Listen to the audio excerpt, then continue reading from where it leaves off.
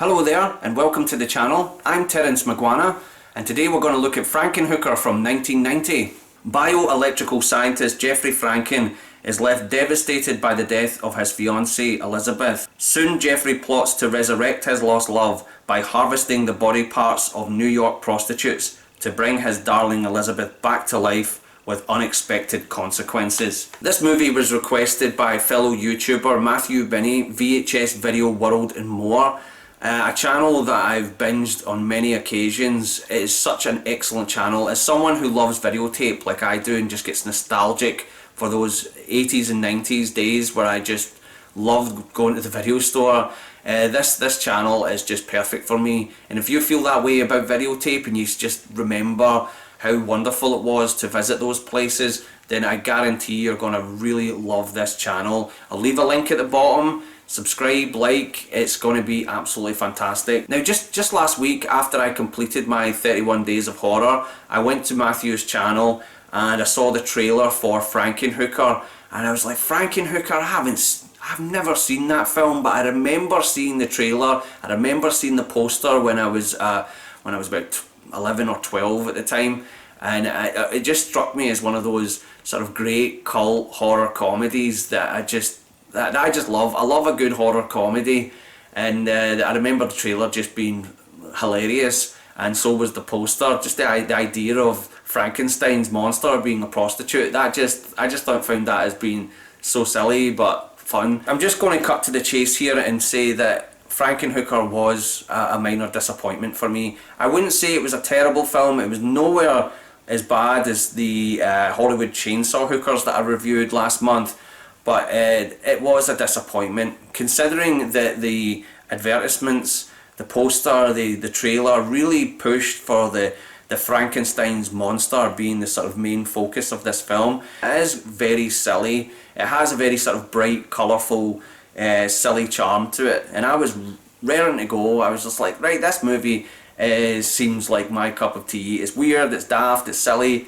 I can't wait to have a really good time with this film. But then it just sort of mainly focused on ogling women's breasts. Right? Now, I'm not a prude, and I don't think for a moment that a film from this era about a Frankenstein's monster as a prostitute is not going to have female nudity in it, right? I kind of expected that, but to the degree that this film is just focused on women's breasts, it actually became very boring, right? It was just so boring for the first hour at least, right? It was just, I found myself zoning out a few times during this film. I'm sorry, Matthew, if you really love Frankenhooker, I'm not going to sit here and sugarcoat it. I can't really defend this movie, but what I will give it is the last half hour. Once the Frankenstein's monster, Frankenhooker, appears in this movie, it really picks up. The last half hour of this film is excellent, absolutely excellent, and I really enjoyed the actress Patty Mullen who played the Frankenhooker, the title character. She was brilliant. She did this weird thing every time she walked around where she went, "Hey, wanna date?" and she had this like screwed up face all the time. She was hilarious. Once the Frankenhooker character actually comes into the movie, which is like 56 minutes. I paused the DVD and I looked at the time. 56 minutes I had to wait for this character to come into it. That's when it really got good. That's when it became a hilarious comedy. And you know, when she when she sells herself on the street and then she goes to sleep with some of her customers, she like electrocutes them and they all like they explode and stuff like that. That was brilliant. And some of her actual customers themselves were funny, really funny characters. It was just a real shame that it took so long. I can't think of any Frankenstein movie that took this long to get to the Frankenstein's monster. You know, that's what we're here to see. We're here to see the Frankenstein's monster. But no, Frankenhooker really took its time. Our main character, Jeffrey, is played by James Lawrence, an actor that I instantly recognised from Street Trash, which I watched last month. And he was the smart-mouthed doorman in Street Trash. He's okay.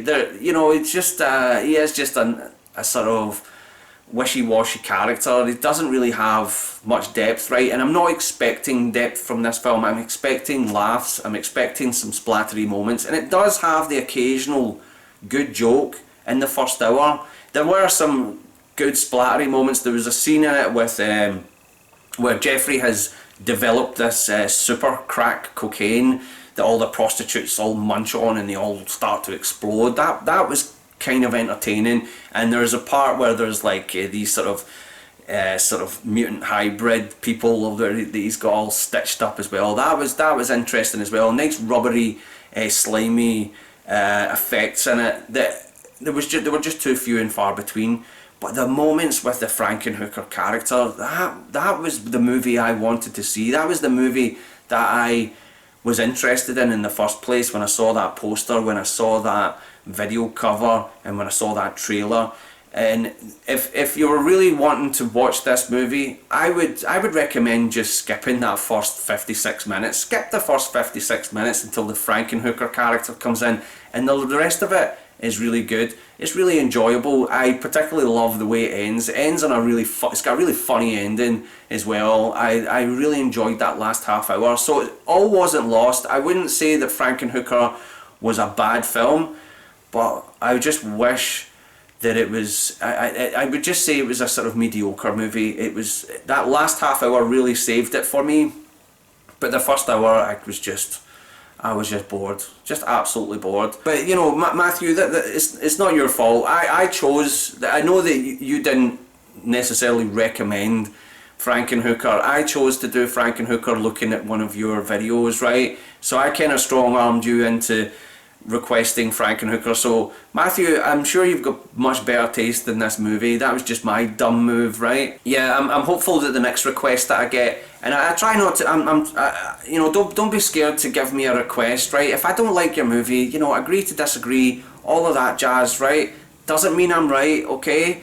And I'll try and sugarcoat it as best I can, right? It's not, just because this might be your favourite film and I disagree with you does not make me correct, okay? You know, just because I zone out because there's just wall-to-wall boobies doesn't mean you should, right? There's probably a lot of people out there. I mean, Frankenhooker is available on Blu-ray now, right? So people love this movie, people want to see this film, whereas some films that I'm very passionate about I've been rotting on Betamax for 30 years. So just because I've said that I can't recommend Frankenhooker, in no way does that mean that I'm correct, okay? That's just my humble opinion, or unhumble opinion, because I'm such a perennial loudmouth. But if you want to discuss with me about Frankenhooker, you want to debate about it, you want to say, wait a minute, Terry, you're losing it. Frankenhooker's got a lot of value to it. Then leave me a comment. If you like this video, hit the like button. If you want to subscribe to the channel, hit the subscription button. And until next time, peace, love, rock and roll, Terence Maguana. Cheerio.